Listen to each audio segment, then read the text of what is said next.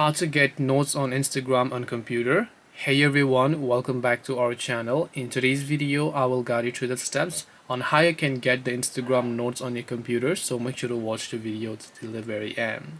Now if you are a mobile user, you know that whenever you open the Instagram app on your phone and then you go to the DMs tab, Instagram now has a new update which is known as Instagram Notes. And let us say that you want to get the Instagram Notes feature, whether you're using Instagram.com on your browser or the Instagram app that is available on your Microsoft Store.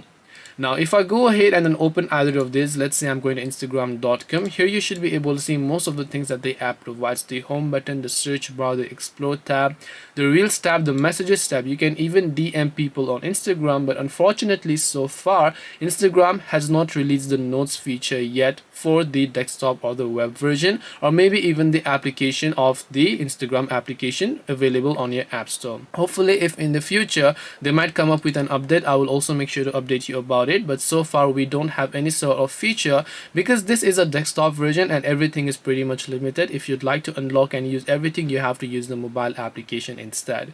Hope this video helps you clarify your question. If you have got any more queries, feel free to leave them down. Thank you for watching and see you in the next video.